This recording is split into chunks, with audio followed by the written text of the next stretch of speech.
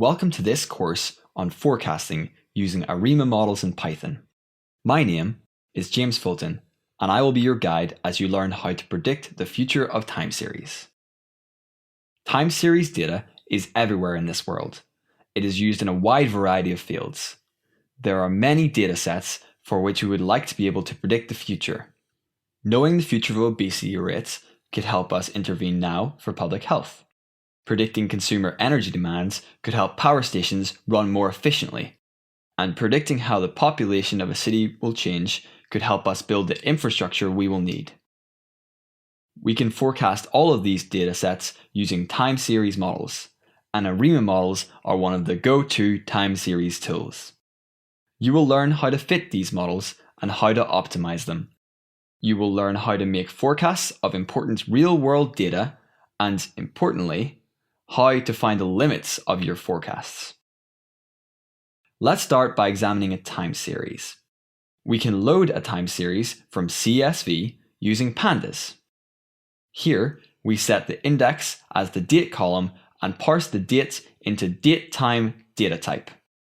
To plot the data, we make a pie-plot figure and use the dataframes.plot method. One important feature of a time series is its trend. A positive trend is a line that generally slopes up. The values increase with time. Similarly, a negative trend is where the values decrease. Another important feature is seasonality. A seasonal time series has patterns that repeat at regular intervals. For example, high sales every weekend. In contrast, cyclicality is where there is a repeating pattern but no fixed period. White noise is an important concept in time series and ARIMA models. White noise is a series of measurements where each value is uncorrelated with previous values. You can think of this like flipping a coin. The outcome of a coin flip doesn't rely on the outcomes of coin flips that came before. Similarly, with white noise, the series value doesn't depend on the values that came before. To model a time series, it must be stationary. Stationary means that the distribution of the data doesn't change with time. For a time series to be stationary, it must fulfill three criteria. These are: the series has zero trend, it isn't growing or shrinking. The variance is constant, the average distance of the data points from the zero line isn't changing. And the autocorrelation is constant. How each value in the time series is related to its neighbors stays the same.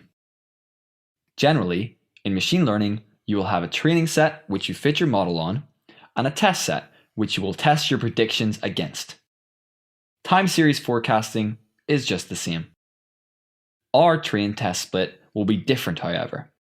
We use the past values to make future predictions, and so we need to split the data in time. We train on the data earlier in the time series and test on the data that comes later. We can split time series at a given date as shown above using the dataframes.lock method.